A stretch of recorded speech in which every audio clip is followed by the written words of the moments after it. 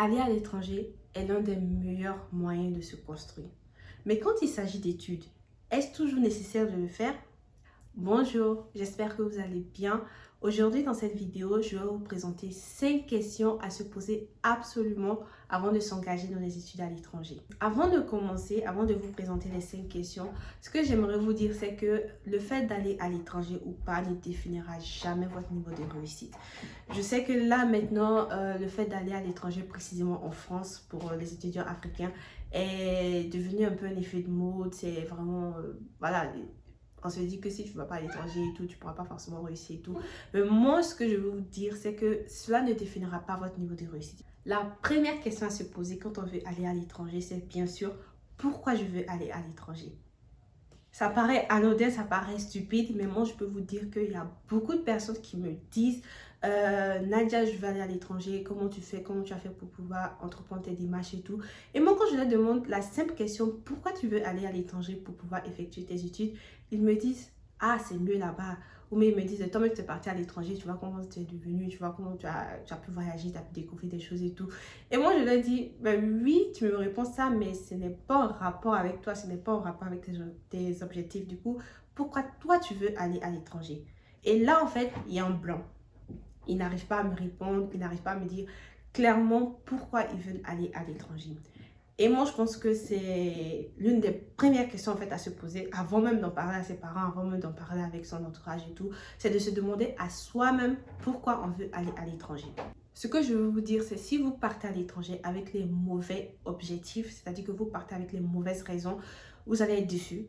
Vous allez, voilà, il y aura un fossé en ce que vous voulez, ou il y aura un moment où vous n'allez plus peut-être forcément pouvoir tenir. Moi particulièrement, je vais vous dire la vérité, les deux raisons pour lesquelles j'ai voulu partir à l'étranger, quand je me suis posé la question pourquoi je vais aller à l'étranger, ma réponse fut claire et nette. La première réponse était je voulais découvrir l'adversité de l'étranger. Je sais, ça paraît drôle, c'est ouais, pourquoi tu me connais de la diversité de l'étranger? En fait, je voulais savoir à quel point je pouvais me dépasser parce que j'ai grandi dans un environnement, mes amis le savent, très protecteur, c'est-à-dire que on me laissait jamais faire quelque chose. Il y a même un moment qui partait tout le temps faire mon extrait de naissance. Et en fait, je voulais savoir, est-ce que moi-même, je pouvais me défendre seule, en fait? Est-ce que moi-même, je pouvais arriver à aller seule, faire un truc pour moi, déposer des documents administratifs, vivre seule, me préparer à manger? C'est-à-dire que je voulais voir à quel point je pouvais me surpasser, en fait. Et ça, c'était ma première réponse, en fait, qui était évidente dans ma tête.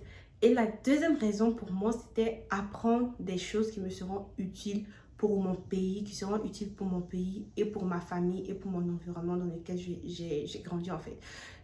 Moi, c'est un truc qui me tient à cœur. La deuxième question à se poser avant d'aller à l'étranger, c'est suis-je prête à aller à l'étranger? Et oui, il faut bien se demander, est-ce qu'on est prêt pour aller à l'étranger? Cette question peut se reformuler de la manière suivante. Est-ce que je suis prête psychologiquement à aller à l'étranger? Je peux vous assurer qu'on ne sera jamais prêt à faire quelque chose. Moi, j'étais même pas prête à faire une vidéo YouTube aujourd'hui. Mais en fait, même si on n'est pas prêt, même si on n'est pas prêt à 100%, il y a quand même un niveau dans lequel on doit se trouver avant de vouloir s'engager en fait. C'est-à-dire quoi? C'est-à-dire en fait, il faut essayer d'analyser son comportement, essayer de voir quelles sont nos faiblesses, quels sont nos atouts, comment on fait face à certaines situations. Moi, par exemple, je peux vous dire que pourquoi mes parents, ils ont eu confiance en moi lorsqu'ils ont décidé de me laisser faire en fait dans mon projet d'aller à l'étranger. C'est parce que je me suis engagée dans les procédures du début jusqu'à la fin. Engagez-vous dans la procédure. Engagez-vous, c'est-à-dire cherchez comment faire pour pouvoir déposer vos documents. Ne laissez pas vos parents seuls procéder à tout ça. Essayez de participer parce que vous allez développer des aptitudes qui vous seront utiles à l'étranger. Voilà, moi je connais des amis qui me disent vraiment Nadia, moi je suis stressée, je ne peux pas aller à l'étranger, j'ai beaucoup peur, j'ai jamais vécu seule. Je peux vous dire en fait que c'est quelque chose qui s'apprend. Voilà, c'est quelque chose qui s'apprend, n'ayez pas trop peur, ayez confiance en vous. Si vous voyez que vraiment vous n'êtes pas forcément prêt, ne vous pressez pas. Donnez-vous du temps. Donnez-vous du temps. Apprenez à voilà, vous maîtriser, apprenez à être débrouillard, apprenez à être dégourdi. La troisième question à se poser, c'est est-ce que je suis informée sur la vie d'étudiant dans la destination dans laquelle je me rends? Bien sûr, je peux vous dire que moi personnellement, quand je partais en France, j'étais archi informée. C'est-à-dire que c'était un projet qui a duré pour moi parce que j'ai commencé en janvier. Du coup, c'est de janvier à juillet, malgré que je passais mon bac. J'étais vraiment à fond dans le projet. Je m'informais, je partais sur l'étudiant, je partais sur Figaro, je partais sur tous les sites français pour me former vraiment par rapport à la vie en France, par rapport à la prépa, à la formation. Je me formais énormément.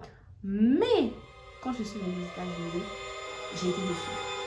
J'ai été déçue parce qu'il y a eu un fossé entre ce à quoi je m'attendais et ce à quoi j'ai pu faire face.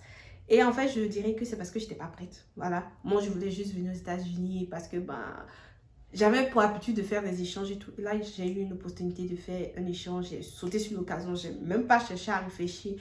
Est-ce que les États-Unis, c'est une bonne destination? Précisément à Atlanta, là où je me rends. Comment la vie se passe là-bas? Comment on fait pour trouver un logement aux États-Unis? Quel est le coût de la vie? Comment est le transport aux États-Unis? Je ne me suis pas posé cette question-là. Et je peux vous dire que j'ai payé. Voilà. Ce que je veux vous dire, c'est qu'il faut absolument que vous vous renseignez. Renseignez-vous sur comment les choses se passent dans le pays dans lequel vous partez, quel est le niveau de sécurité. Par exemple, si vous partez dans une école précisément, vous savez que vous partez dans telle école précisément, renseignez-vous, est-ce qu'il y a un campus disponible? Ou s'il n'y a pas de campus disponible, est-ce qu'il y a des logements étudiants proches? Quel est le coût? Au niveau des transports, renseignez-vous, est-ce que le transport il coûte cher? Est-ce qu'il ne coûte pas cher? Est-ce qu'il n'y a pas assez de transport? Est-ce qu'il y a assez de transport? Tout dépend vraiment des villes. Voilà. Ceux qui sont à Paris, ils savent que par exemple, il y a beaucoup de transport. Ici aux États-Unis, si tu n'as pas de voiture, tu ne te déplaces pas. La quatrième question à se poser, c'est ai-je suffisamment de ressources financières pour pouvoir effectuer mes études à l'étranger? Malheureusement, je parle de ça parce que c'est une question à ne pas négliger du tout. C'est une question même, voire importante, quasi importante, qui vous permettra en fait de savoir, de mesurer est-ce que vous pouvez vous permettre d'aller à l'étranger ou pas. Malheureusement, c'est pas quelque chose qui dépend de nous. Voilà, c'est pas quelque chose qui dépend de nous parce que c'est pas nous qui gérons nos études, c'est pas nous qui payons pour nos études et tout. Et ça dépend malheureusement voilà, des parents, par rapport à la situation des parents, la situation financière des parents. Et essayez de voir. Voilà. Ça sert à rien de payer 2 fois plus cher pour obtenir la même chose. Il faut vraiment prendre ça en compte et ne vous dites pas, ne venez pas en Europe en vous disant que ouais, je vais venir, je vais étudier et je vais travailler. Au bout de 2 mois, je vais pouvoir me gérer moi-même. Non, non. Moi, je connais des amis, ça fait 4 ans maintenant qu'on est là, mais ils n'ont jamais travaillé parce qu'ils n'ont jamais eu la possibilité de travailler.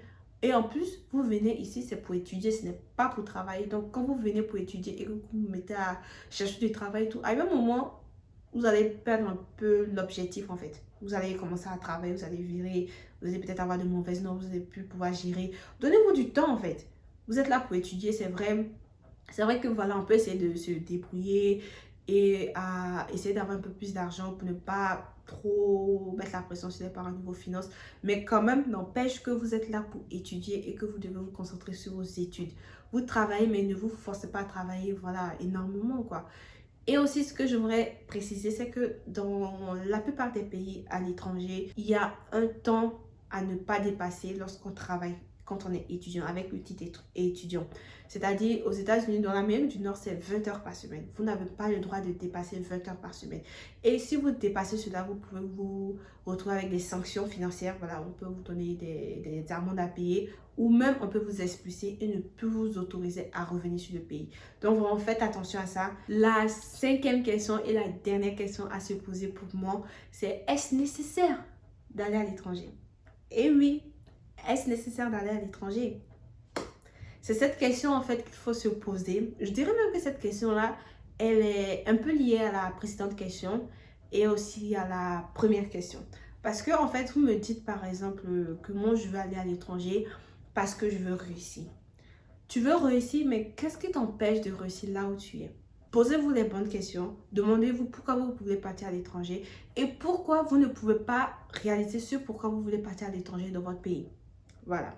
Moi, par exemple, it's okay, I will tell you the truth. Oh, ok. So, je suis allée à Lille, j'ai effectué une classe préparatoire.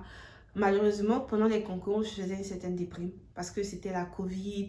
Et en plus, je me retrouvais vraiment à douter de mes compétences, douter de vraiment tout. Voilà, je doutais vraiment de beaucoup de choses. Et j'ai des amis en fait qui sont allés en prépa à l'INP, qui ont excellé, vraiment excellé. Ils se sont retrouvés à Polytechnique, je ne sais pas si vous connaissez Polytechnique, l'école X. J'ai des amis qui se sont retrouvés à Centrale Supélec. Et moi en fait, je me suis dit, quand j'ai fini de passer les concours, je me suis dit, si j'étais restée à Abidjan, ne serait-ce que pendant ces 2 années de prépa, si j'étais partie soit à l'INP ou soit peut-être pas au Maroc, parce que je sais qu'il y a des prépas au Maroc, mais si j'étais ne serait-ce restée à Yamoussoukro pour faire ma classe préparatoire, j'aurais peut-être eu de bons résultats.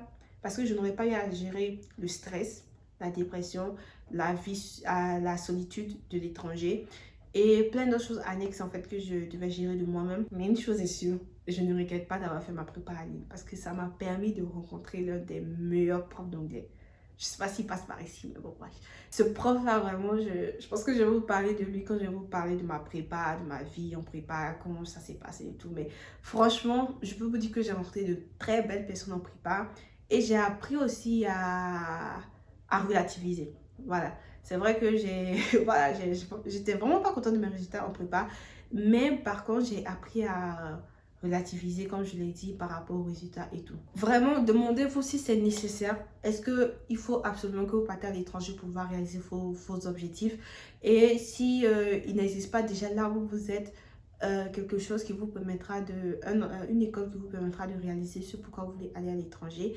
Et aussi en fait par rapport aux destinations, parce que quand je dis est-ce nécessaire, c'est pas forcément moi je dis toujours voyager, c'est important.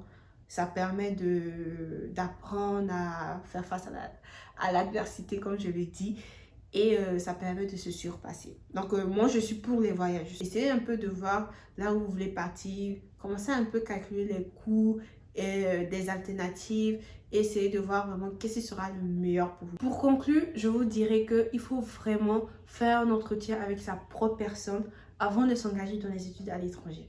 Posez-vous ces 5 questions que je vous ai présentées et répondez honnêtement à ces questions-là sur papier. Et ça, c'est quelque chose que je vous dis de manière générale, c'est pas pour les étudiants à l'étranger. Si vous voulez réaliser un projet, si vous voulez faire quelque chose, écrivez sur papier. Prenez un carnet, prenez une feuille, prenez, je sais pas, une fiche Excel, pardon, pour Excel, prenez un Word et voilà, écrivez clairement pourquoi vous voulez faire ça, pourquoi vous voulez réaliser ce projet-là, pour que lorsque vous allez réaliser ce projet et que lorsque vous allez vous retrouver face à l'adversité durant ce projet, vous revenez sur vos écrits, vous lisez et vous allez retrouver de la motivation pour pouvoir continuer ce que vous avez commencé. J'espère que vous avez aimé ma vidéo. Si c'est le cas, n'hésitez pas à partager, à me laisser un like et à me donner un commentaire. Aussi, je voulais vous dire que là, je commence une série de vidéos en rapport avec les études à l'étranger. Et pour cela, j'ai fait un questionnaire qui se trouve en commentaire, le premier commentaire. J'ai aussi mis ça en description sur mes différents comptes. Et participez à ce questionnaire parce que la prochaine vidéo, ce sera un versus. Étudier à l'étranger versus ne pas étudier à l'étranger, étudier dans son pays d'origine. Merci!